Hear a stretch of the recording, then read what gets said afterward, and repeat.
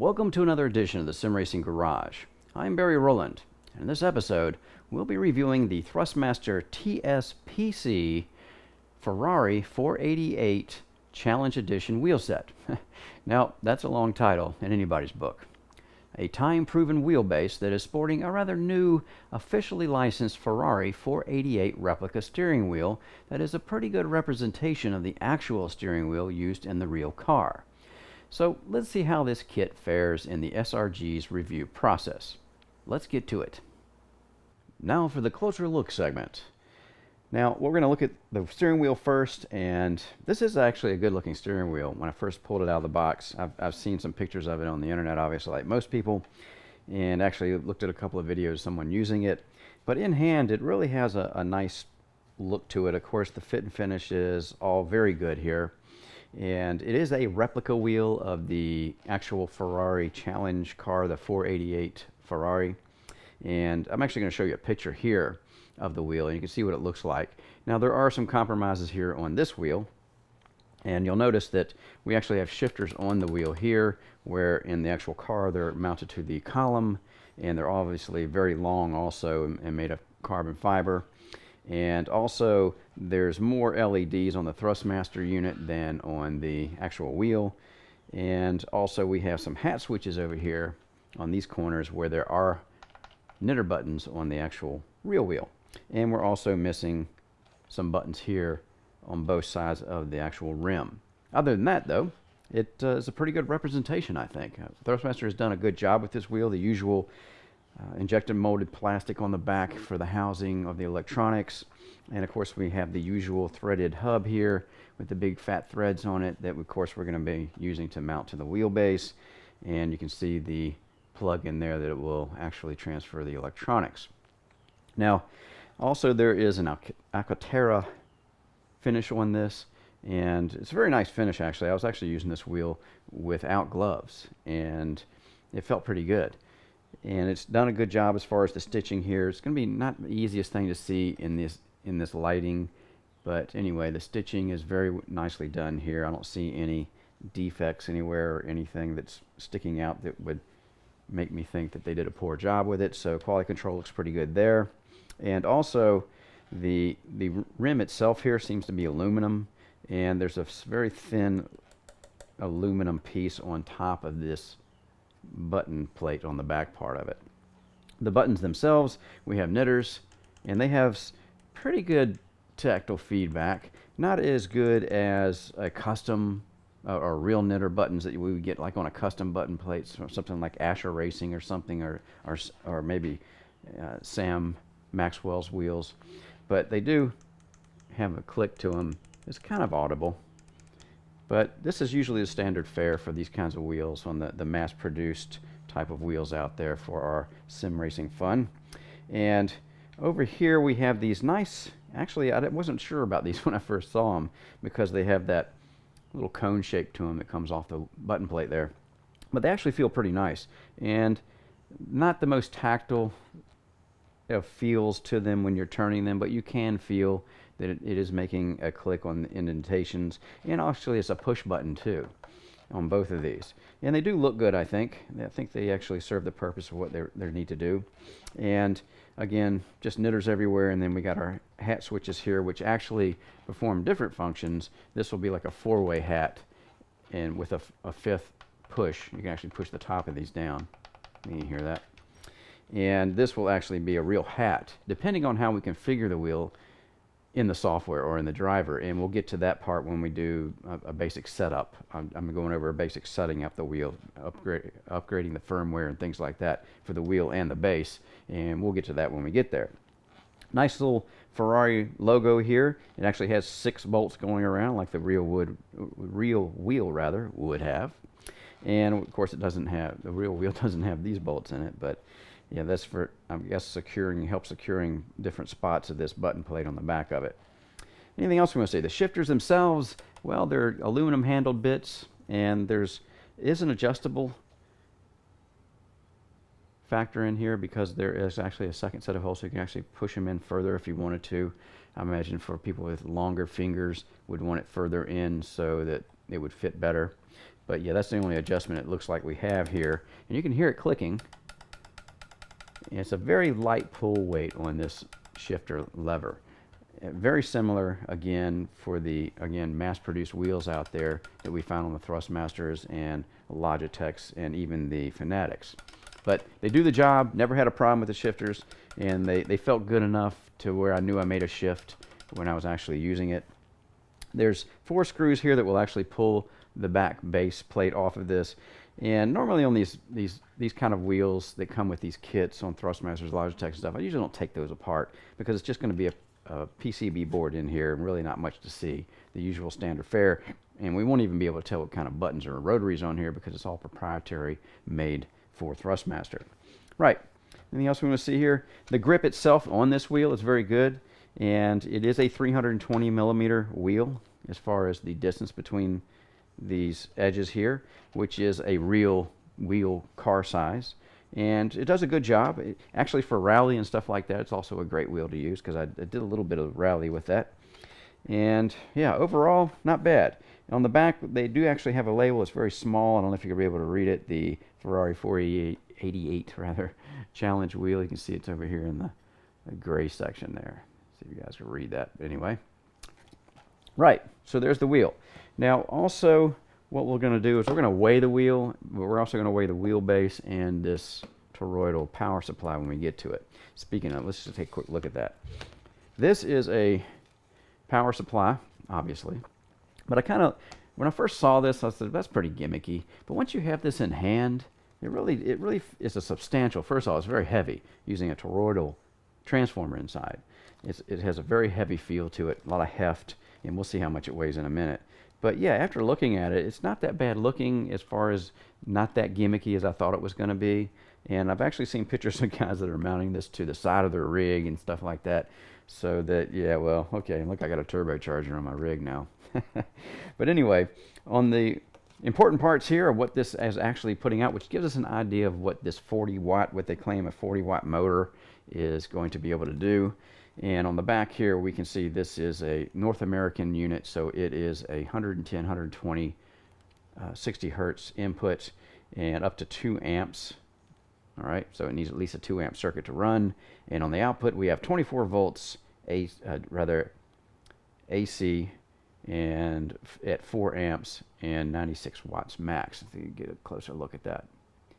So 96 watts this will put out in AC. So this is actually not converting to DC. It's actually converting to DC inside the wheelbase circuitry, and we'll take a look at that once we do our look inside. In fact, we'll go ahead and pull this apart too. It's only 1, 2, 3, it's only like 5 screws, and then we can actually pull the cover off just to take a peek and see what that cool toroidal transformer looks like. Now, toroidal transformers are typically, and of course there's people who debate that, it depends on how you wind a regular type of transformer, the square types. But typically they are a bit more efficient than a regular type of square type of transformer, and they also have lower EMI emissions, and that's why they're used in a lot of audio components. In fact, some of the audio components I have toroidal transformers in them. So yeah, high quality stuff. I'm a little bit surprised actually that they went with this, but maybe it's just because they wanted a turbocharger, I don't know. But a good choice, I think, for a power supply. And the cord itself has some nice ferrite cores on them. See there, for eliminating any unwanted EMI, and we have 2 of them. One closer to the plug that actually plugs into our wheelbase, and obviously we have one closer to where the output is of the current. Right. Now let's take a look at the wheelbase. Now this actually, when I first saw this wheelbase and I saw these little grills on the side here, I thought it was a bit gimmicky, but these actually are real ventilation. So they were pulling in air on this side, and of course on the other side we have the same deal. So it's pulling in air on this side, but if you look on the back here where our inputs are actually connected, you can see there's a very small fan here that's actually outputting. If you when this is running, if you put your hand over here, you can feel the air coming out the back. So it's using these side panels here to suck the air in. And actually there's some holes in this top panel. You're not going to be able to see them, I think, along these slits here. and I can only see one hole here and one hole here, and the rest of it's solid. So that's where it's also pulling from the top. So that's a good thing, though, that there's plenty of intake for air to come out, and even though it's only coming out of a smaller hole here, at least we have a lot of intake for fresh air to come in and cool this unit down. Now, the fan does run, and it's not that loud, actually. I was surprised with such a small fan it wasn't that loud. And I ran this pretty hard, and it never really got that loud. So, yeah, again, Thrustmaster's done a good job here keeping this thing cool.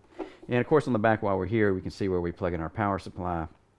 And we have our USB Type-B connector, and we also have the shifter and pedals in case you want to plug those into here. Right, not much, again, the standard fare for this kind of wheel, and not much else to see, really. Now, this top here, this is plastic, injection molded plastic here. They say this is a metal top, but it's just about, it probably is some kind of aluminum or something. Again, we'll see that better once we actually take this thing up, take the top off of it at least, and take a look at how everything's working. And the front, again, this is all subjective as far as whether you like the look of this kind of thing or not. And you know, again, it doesn't bother me at all. I think they did a decent job here as far as aesthetics. And yeah, you know, like I said, it is what it is. And again, these actually, I didn't like these at first when I saw them because I thought they were gimmicky. But now that they're actually working, they kind of grow on you, I think. But again, we'll get a better look at some of this stuff once we get inside. On the bottom, of course, we have the usual PC Racer tagging, and it gives us all the information as far as what this unit is about. We have two, unfortunately not three, I would have liked to see another one back here, but we have two 6mm thread type of holes here that we can actually mount this, and that's how I mounted this to my rig. But of course we also have the big piece up here that's going to mount the actual desk clamp. And the desk clamp, we'll take a look at that in a minute. We've got a couple rubber feet here. Not real, well, I guess they're kind of sticky. You might want to take before you mount it, I always take like a little alcohol and put it on a paper towel and just to dab it on there to clean any oils or anything off, and it seems to stick a little better. One difference here on this front table clamp mount is this thing is actually, there's the threads, of course, for it, but it's got these two standoffs here that normally are not on the other Thrustmaster units that I have. And actually there's a rubber here, so I'm not sure exactly what that rubber is for. I mean, when you tighten down the clamp on top of the rubber, maybe it just gives it a better bite and maybe it keeps it quiet for vibrations. That's the only thing I could think of. That's why they installed that here. But anyway, it's something different anyway. And something that's not that different is the actual table clamp itself. The usual swiveling tabs on the end that are rubber on top, so it'll stick to the bottom of your desk. And yeah, then we got the usual bolt that goes through this and sits in this chamfered or counterbore piece in there. And you can see this same matching counterbore up here, so it actually lets it rotate around a little bit to get the better fit as we're actually clamping this down to our desk or table or whatever it is that you're using. Right, standard fare there, nothing really to see. And we also get a couple of cables, and we get a very nice USB cable that has a 90-degree USB connector on it. You can see that's a 90-degreeer. And of course the usual USB-A on the other side. And again, a ferrite core. A nice touch to actually put a ferrite core for EMI rejection there. Very cool. And just the usual North American 3-prong plug that's going into the actual power supply, the toroidal power supply over there. Now let's take a quick look at what these things weigh. And it's always fun to see what we're looking at as far as weight. The wheelbase itself, I got this thing on kilograms. All right, so see if you guys see that. So the wheelbase itself is 4.6 kilograms, and we'll go ahead and change that up to grams, 46.30 on grams, and 10 pounds, 3.5 ounces. So yeah, it's got some heft to it. And I was a little surprised when I pulled it out. I said, wow, this is not as light as I thought it was going to be. But nice heft to it. 10 point, well now it says 3.5, so give or take a little bit there. And actually this just came off of my wheelbase. And it was that rubber that's fitting on the bottom.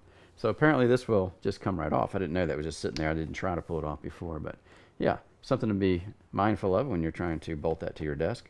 It may even interfere with something, and at least we can take it off if it does and not have to use it. So anyway, so yeah, there's the wheelbase. We'll talk about the steering wheel itself, and it's weighing in at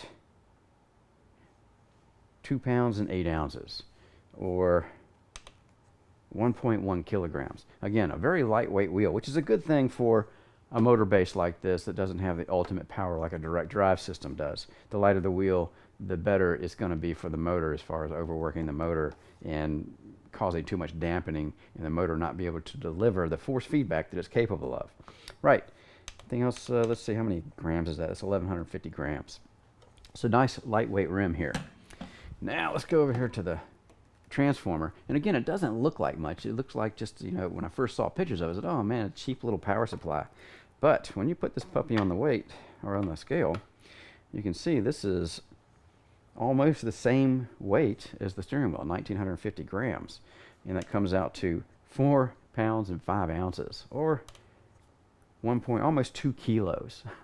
So that just gives you an idea of how the heft of this thing. And again, typical of these toroidal transformers, they weigh pretty much a lot. Everyone I've ever handled does. Right. So that's about it as far as the closer look. Now we'll get to the fun stuff, and we'll go ahead and see how this wheelbase or motor is actually operating. And again, I'm going to go ahead and pull the top off of this just to take a look at this toroidal transformer inside. And yeah, other than that, I don't think I'm going to take the wheel apart again. Like I said before, it's just, you know, basic PCB. Is not going to be much to see there. So yeah, we'll get to the look inside segment next. Now we can do the look inside segment. So the first thing we're going to do, obviously, to take this apart, we have to take this beauty ring off the front here. And there's only 4 Phillips screws here. And then this, well, at least that's what I call it, a beauty ring, because once we take it off, we'll have access to other screws.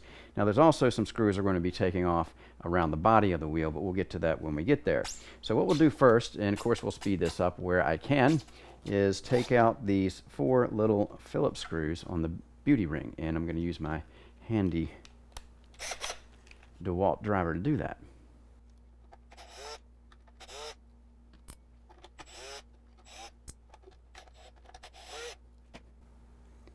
So we have some little Phillips head screws here that are holding that beauty ring on. Of course, they have the standard aggressive thread on there, so it will be able to attach to the plastic on the other side.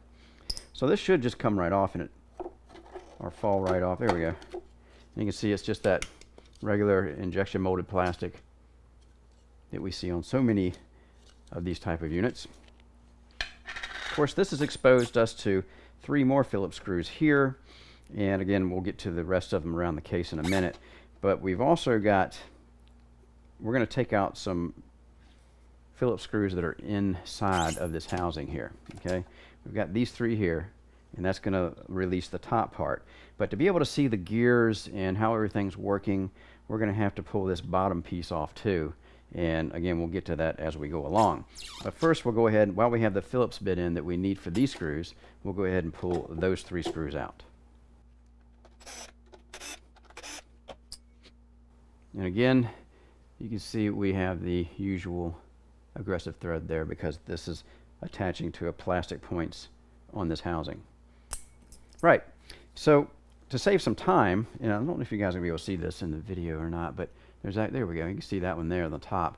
Those are Phillips head screws that we're going to have to take out. And I might as well take them out while I have my Phillips going on here, but I'm going to need a longer one because this is very deep over here. And so I've got these specialty long bits for Phillips screws so I can get to those kind of things. So we'll go ahead and take those out and see what they look like.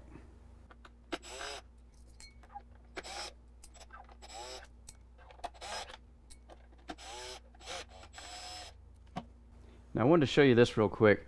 This is a smaller, you can see these have the machine threads on them. See that? So that means we're actually going into something metal when we screw these in. And also wanted to show you there's actually 2 different screws here. 5 of the screws are like these little smaller ones, and they're thicker. And we have this one that's all by itself that's a thinner one, but it's a little bit longer than these are. So you have to pay attention where that came out, and it came out of this hole over here. for whatever reasons, they're using a different size. Just thought I would show you that.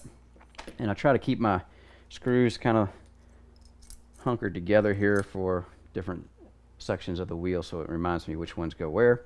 So yeah, now we've got the front taken apart. What we're going to do now is go around and get these little guys here. Now these are 2mm hex head, and I'm sure they're plastic screws, and we've got to take those out, and I've got a bit for that also.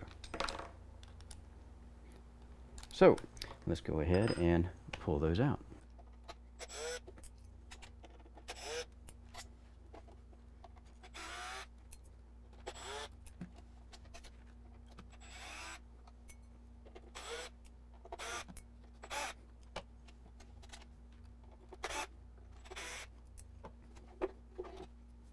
All right, so these are the perimeter, what I'll call anyways, the perimeter screws.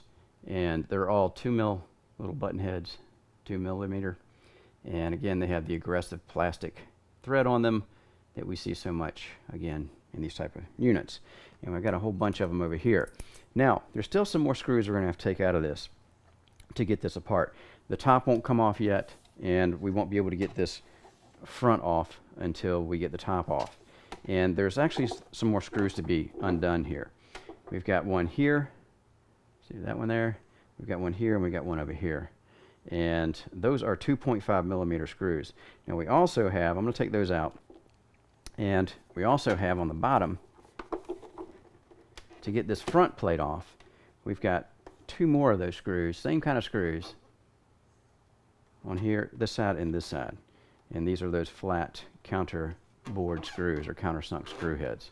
Right, so we'll go ahead and pull those out. First we're going to have to change our bit.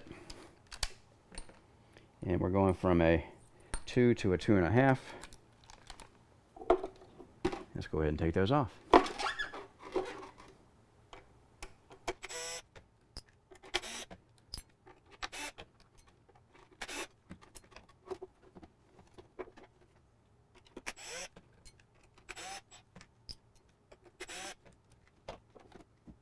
So now I'll show you these screws, and like I said before, they're the flathead screws that have the matching counterboard holes, so they sit flat and flush against the surface of this metal plate that runs around the bottom and the back of this base.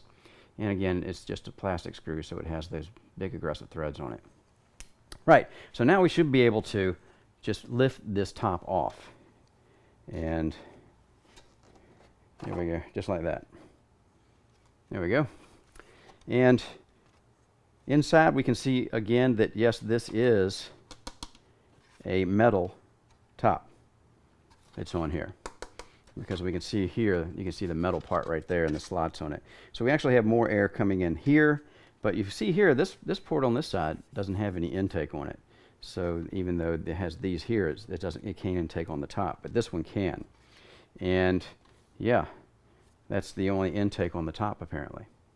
So we have this little sound deadening foam in here, and I guess that's it has something to do with this being mounted directly over here for whatever reasons. I'm not exactly sure why they have just one little piece of sound deadening foam in there, but there it is. And the rest of it is the usual injection molded plastic stuff. Right, so get that out of the way. And now we're almost there. We can see the internals, but again, this is the reason I want to take the front plate off. Is you can see it's really not letting us see the whole drivetrain there. It's got this shroud piece hanging over it. So we should be able to take this off. But remember, anytime you're taking anything apart, you got to see where the switches are. And you can see we've got some buttons here, and that means there's going to be cables for these buttons somewhere behind here. And you can take this loose like this, and I can see where the cables are already. Before I do that, let me just show you. See those cables right there, these two right down here that are going to the front? That's the cables we have to watch out for. Now, what I'm going to do, before I even take the front off to make it easier, I'm just going to unplug them from the main board, which is the easiest way to do these kind of things. And there's actually a zip tie down here, zip tying all these wires together. Now, I've already taken that zip tie off. You got it over here. I just clipped it off. But just be mindful when you're doing this kind of work, when you put it back together, make sure you put the zip tie back, because I will be doing that. because you want to make sure everything is normaled up to factory specs when you're putting your stuff back together. Of course, unless maybe you break something and you just can't do it, but it's easy to find another zip tie. Right, so that will do. We'll go ahead and actually the plugs here that we're going to be taking off are the 2 top plugs on the main board, okay? So I'm just going to go ahead and pull those off very gently. You don't want to cause too much of a ruckus in here. And there's one, that's the orange one that's going over to the switches over here. And then we have the one on the bottom, or at least underneath that, not all the way at the bottom, that are going to the switches over here. Right, so now we should be able to pull this off. Now if you can see, this is not, you see how this ring is kind of below where this hole is? So as we pull this front piece off, we have to kind of drop it down so it'll clear the lock ring here. Pretty simple, especially now that we have these cables undone. So we're just going to pull it straight away like that, and then kind of guide that lock ring through it as we pull it forward. There we go. How easy is that, huh? So easy, anybody can do it. So again, there's that shroud we're trying to get around, and again, here's the actually the buttons and the wiring for those buttons on each side. And we'll be careful when we're putting this back on that we get it oriented in the proper fashion. Right, so we'll put this aside. Now, first let's take a little look around what we have here. And let's take a look at this drive first. And of course we have the motor here, and it's got a pinion gear on it that has a belt on that. Now that's actually attached. Let me see if I can move this. You see me move it there. So this belt goes onto another geared pulley down here. See a little, you can see the top of it, and that's of course we have our idler arm there, but if you can see the top of the gear down in there, all right, that's the pinion that's sitting on the front of this gear. You can see the back, the big piece of the gear is right there. But then down in the lower, you can see where that pinion is actually engaging another belt. So this really isn't, I thought this was going to be a hybrid unit where we had a belt turning a pinion and the pinion actually meshed with another gear. But this is actually a dual belt drive.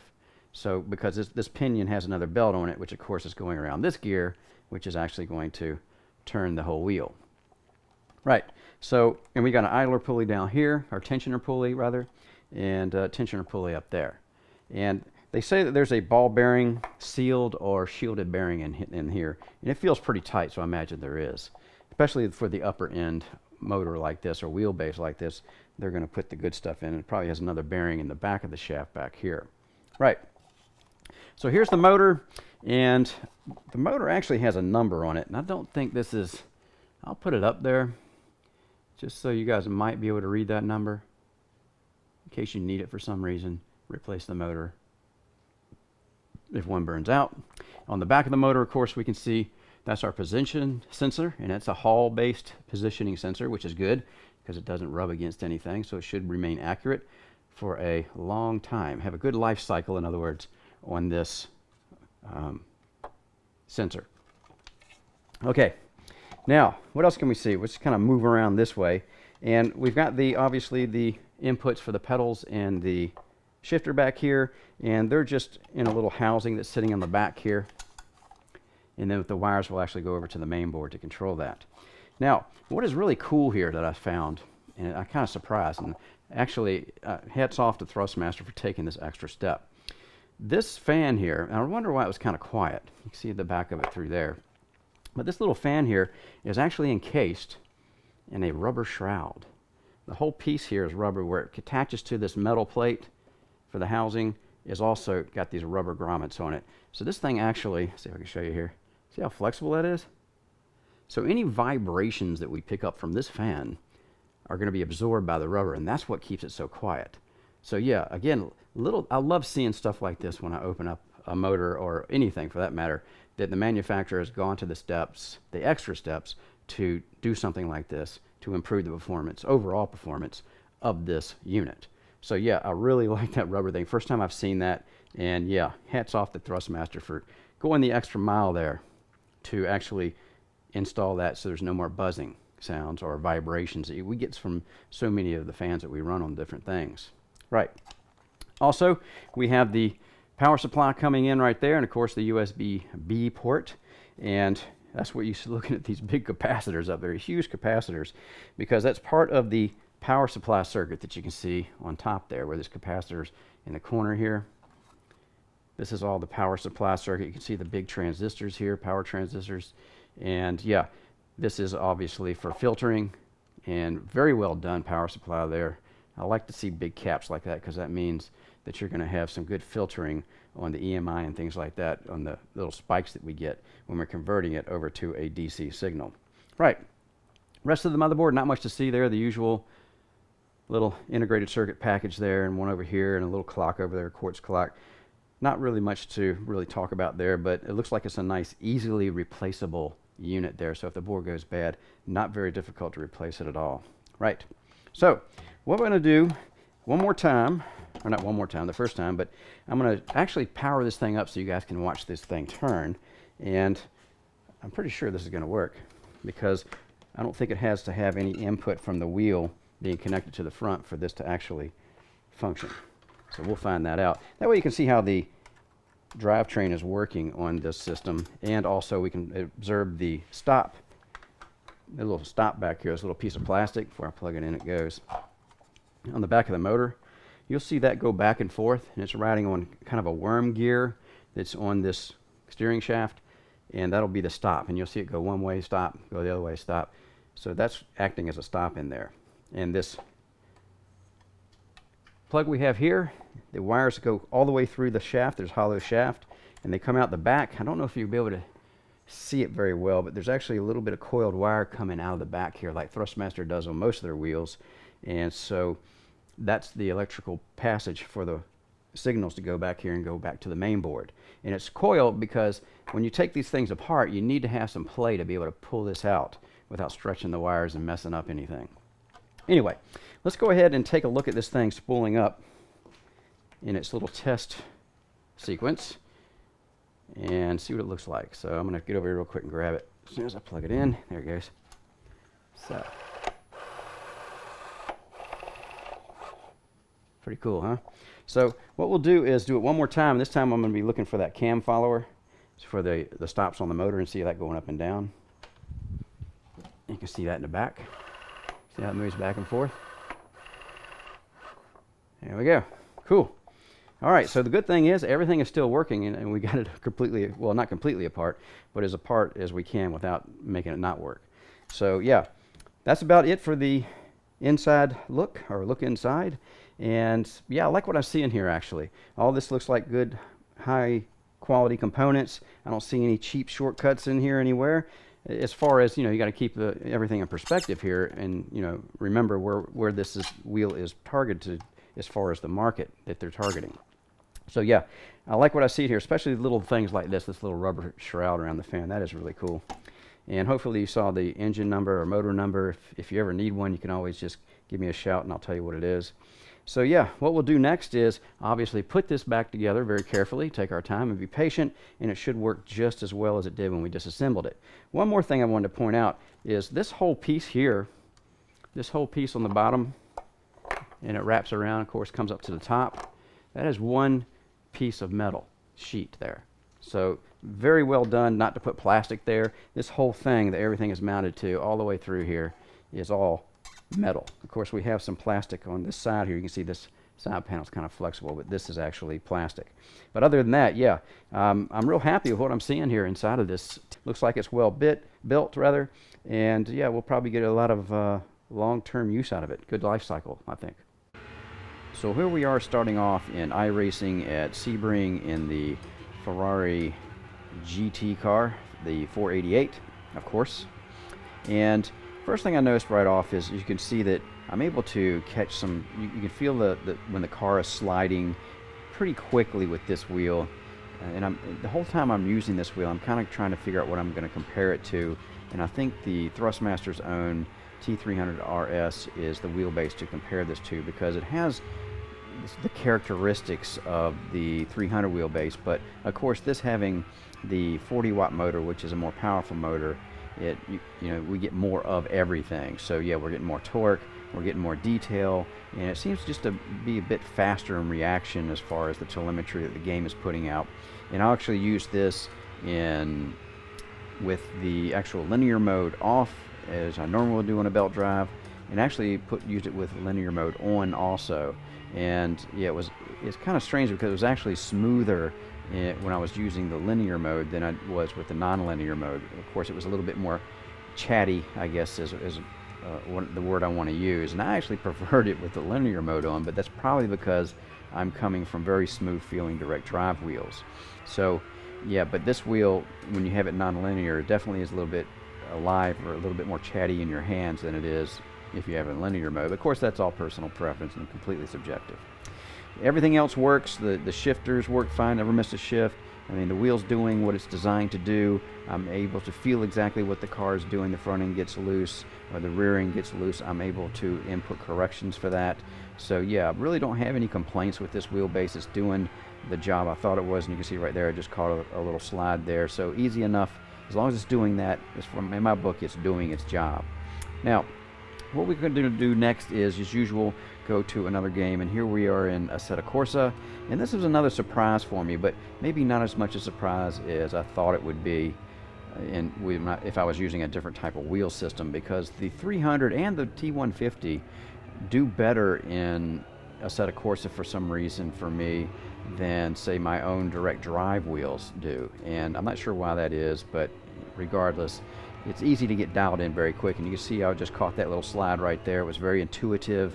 I was right on top of it. It just feels natural, and that's not what I'm used to feeling in Assetto Corsa unless I'm using one of these types of wheels. And I'm not sure the reason behind that. Maybe someday I'll have enough time to sit down and try to figure it out. But regardless, yeah, Assetto Corsa is doing a great job here, and the wheel's doing a great job in it. And yeah, it's actually a lot of fun. And more fun than I was actually expecting. And going around, of course, the Laguna Seca circuit is always fun anyway. In fact, I kept that circuit on for the next game that we're going to use. But yeah, no complaints, and Assetto Corsa it does a fabulous job here, and again, better than I expected. And so yeah, a little surprised here that it felt as good as it did, but not completely, because it seems like these Thrustmaster wheels seem to, for some reason, behave pretty well in Assetto Corsa. Now the next game we're going to get into is going to be Race Room. Now this is a newer game for me anyway that I've been playing lately, and I have to say that this is a very good game. I really like the force feedback that this game has, and the graphics are great. You know, it has a lot going for it, and I'm sorry that I haven't been using this game before, because like I said, it feels great. The force feedback is good. You can feel all the rumble strips are done very well in this game, and of course if the car is sliding or getting out of shape, it's easy to catch, at least using the Thrustmaster wheel. It's a little bit more problematic using a direct drive wheel, but we're talking about the Thrustmaster wheel here. So yeah, a lot of fun here in the Race Room game, and you can really get in tight close quarters with these artificial intelligent cars, the AI cars, and they do a pretty good job too. Of course, I have it in learning mode now, and they haven't really learned yet, because you can see how easily I'm sliding past them. But yeah, no complaints here. The wheel's doing a great job. All the buttons work. You can map them and assign them, and no problem. So yeah, overall, having a great time driving this wheel. Next, we'll get to the final thoughts. Final thoughts on the Thrustmaster TSPC 488 Challenge Edition wheel set. I always like to see a gaming company raising the bar on their existing product line, and this is what I feel Thrustmaster has done here. While using the wheelbase, I was thinking about how to describe it compared to other available wheelbases. And I would say that this wheelbase has some of the same force feedback characteristics as Thrustmaster's own T300 RS wheelbase, which in my book is a good thing. The obvious difference would be in that the TSPC has its own 40-watt motor, and it is stronger across the field as far as force feedback effects go, which translates to more torque, more detail, and a bit faster response times to the game's telemetry's output. Overall, just a more involved feeling when you're racing with the TSPC. As far as build quality goes, here the TSPC has more metal bits than the 300, and even the belts and gears look to be more substantial to the same pieces that are in the 300 wheelbase. And with extras like a rubber shrouded fan and a full-length metal housing, you can tell Thrustmaster was looking to make this a noticeably better wheelbase. I like the Ferrari 488 Challenge replica wheel. it really is a good representation of the actual wheel used in a real F488 car, I think. It has a good feel to it right out of the box. The Alcantara makes for a nice smooth grip. I even passed on wearing my gloves when driving to be able to feel the smoothness of this material. Of course, if I use it every day, I would have my gloves on. The LEDs seem to be of good quality. I like that you can change the brightness level to reflect the kind of light levels that you're driving in. The knitter buttons have a good click to them, but don't have the same level of tactile feedback you get from real knitters. The two hat switches are a welcome addition that increases the number of functions available using a small footprint. The rotary dials are a bit vague as far as the tactile feedback from the clicks when rotating them, but there's still enough to let you know if you have turned it 1 click or 2 clicks, and that's really what matters. So all around, I think most would be satisfied with the F488 wheel. It performed well in all the games I used it in, and it was easy to get what I thought was a good feeling for what the car was doing. Now, the current price for this wheel is set to $600. Now, you can get this same wheelbase with the Formula style wheel for $400. Now, whether or not the addition of the replica F488 wheel to this wheelbase is worth the extra $200 is something only you can decide. I'm Barry Rowland. Thanks for watching the Sim Racing Garage channel. And don't forget to hit the subscribe button and help support the SRG by visiting our website at simracinggarage.com.